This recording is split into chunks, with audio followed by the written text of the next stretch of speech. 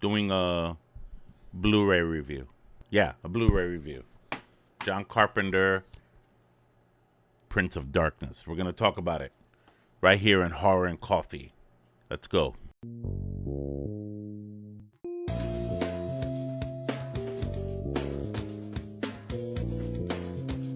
If you like what you see here, please tap on that bell for future notifications for future Horror and Coffee content.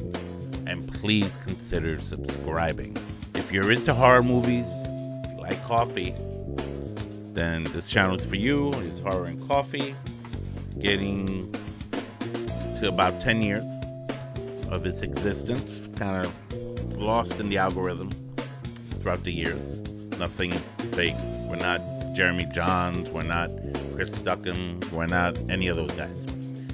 But we're just fans of horror who love horror and love coffee. Prince of Darkness, 1987 came out.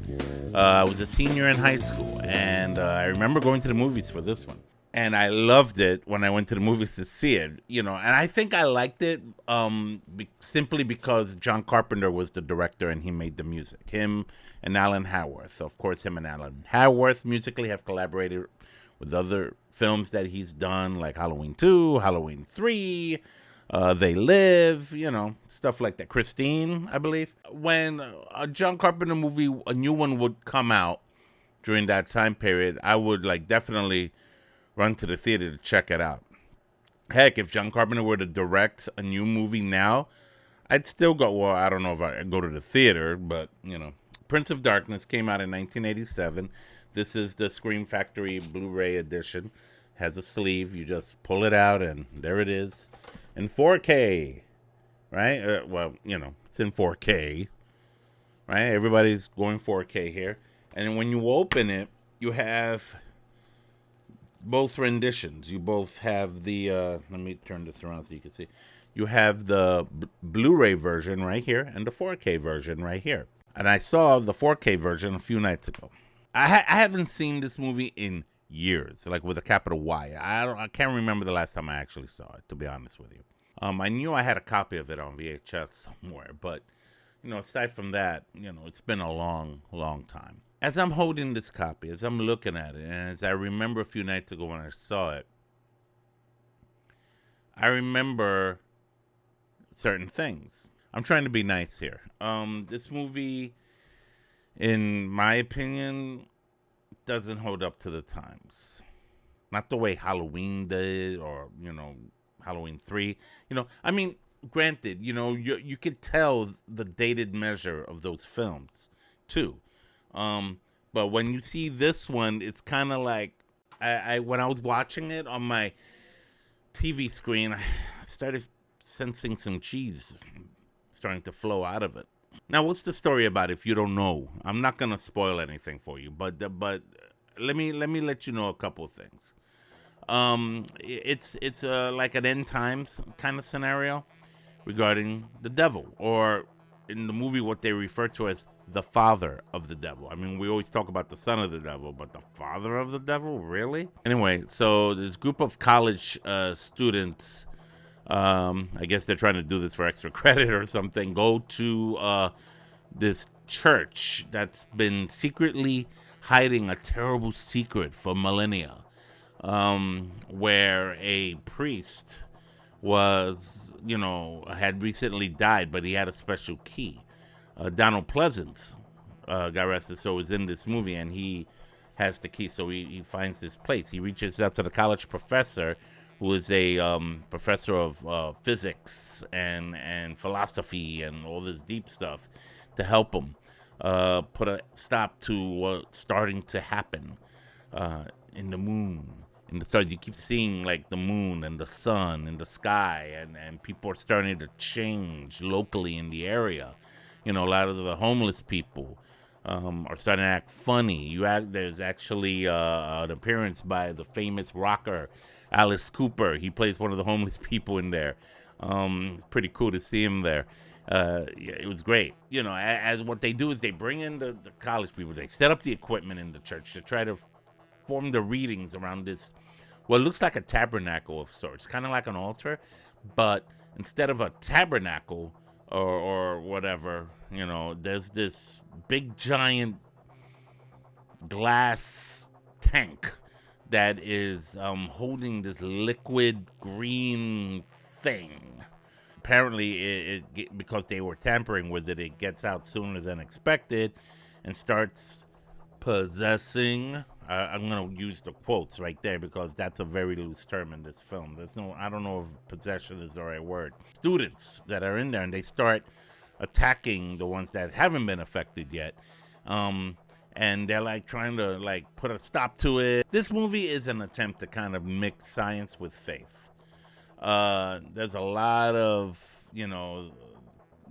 these priests, these people were trying to hide this terrible secret that they had Satan entombed in this. Apparently, the green stuff floating in this tank is supposed to be the devil or something. His father, the devil's father, is on the other side, and he's trapped there. So the devil has to try to reach in through the physical realm to try to get his father from the spiritual realm.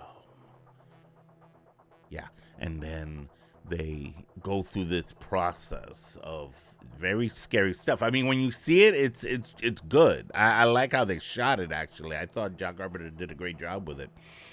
But there was so many like corny things due to my knowledge, and this is one of these movies where I definitely had to put aside my own personal prejudices regarding faith, because they depicted that Jesus Christ came to warn everybody about this, that he was an extraterrestrial. Yeah, they used that word.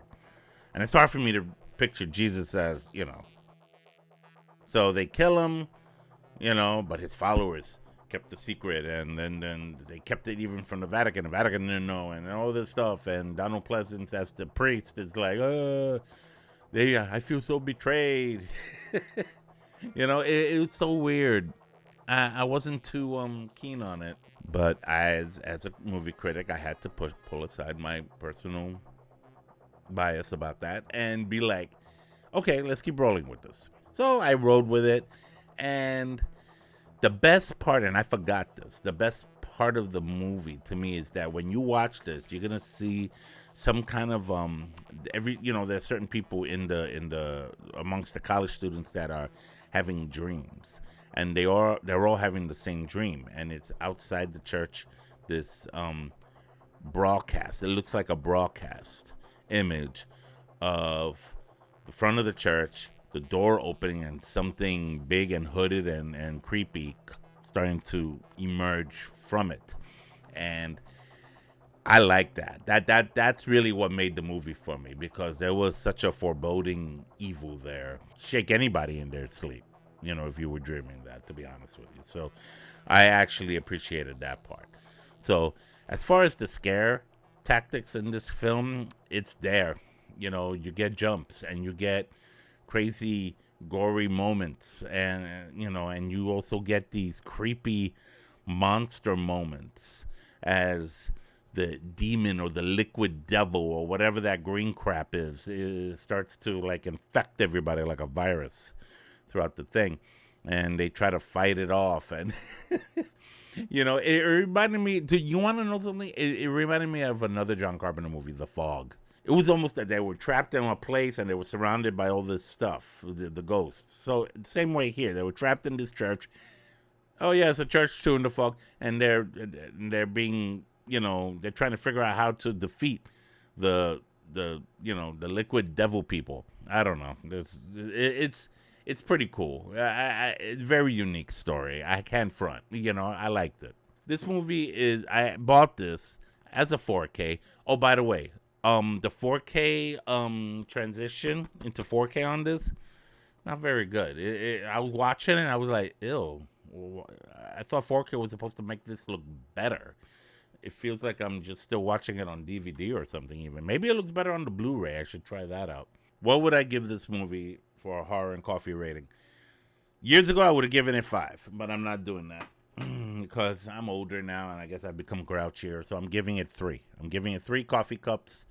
It holds out as a John Carpenter classic, brings out the nostalgia in me, and the story is definitely unique. The music is amazing, of course, and the scares in this are pretty cool. You know, didn't scare me per se. I've seen it a million times already. So there it is, guys. That's my review of the Blu-ray and a retro review, actually, of John Carpenter's Prince of Darkness. Have you seen this? Do you like it? Talk to me. Comment below and share with me what you think of this John Carpenter classic. If you haven't seen it, I implore you to watch it, especially if you're into John Carpenter movies. If you like John Carpenter, you gotta watch this. It has his signature all over it. So I hope you enjoyed that. And until next time, this is Ross Perez, Horror and Coffee. Take care.